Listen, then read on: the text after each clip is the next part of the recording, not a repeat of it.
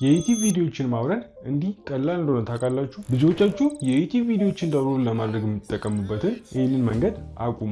ምክንያቱም በዚህ መንገድ ቪዲዮዎችን ዳውንሎድ የምታደርጉ ከሆነ በየወሩ የግድ እንድታወርዷቸው ያስገድዷቸዋል። ነገር ግን ቪዲዮዎቹን በዚህ መንገድ የምታወርዱትን ትታችሁ ይህንን ቀላል ነገር ሞክሩት። ምንም የተሳሰበ ነገር ሳይኖር ቪዲዮን በተለያዩ ሪዞሉሽኖች እና ኦዲዮ ኳሊቲዎች መርጣችሁ ማውረድ ትችላላችሁ። ከዛ በፊት እዚች ጋር የፕላስ ምልክቷ ካለች እሷን ተጫኗት።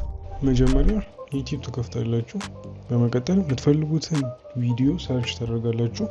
ከዛ ቪዲዮን ትነኩትና ታች ሼር በተን አለች፣ እሷን ትነካላችሁ።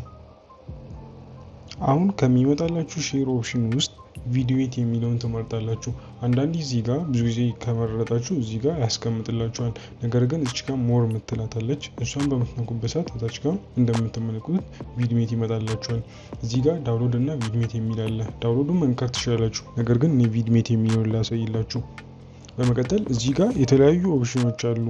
የምትፈልጉትን እዚህ ስር ዳውንሎድ የሚለውን ተጫኑ።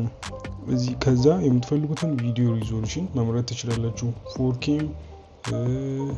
HD ኦዲዮ ኳሊቲ ማግኘት ትችላላችሁ። እስከ 4K ጥራት ያው ታገኛላችሁ። HDውን ዳውንሎድ ለማድረግ ላሳያችሁ። ዳውንሎድ ምልክቷን በምትነኩበት ሰዓት እንዲህ ዳውንሎድ ያደርግላችኋል ማለት ነው። እየቆጠረ ነው።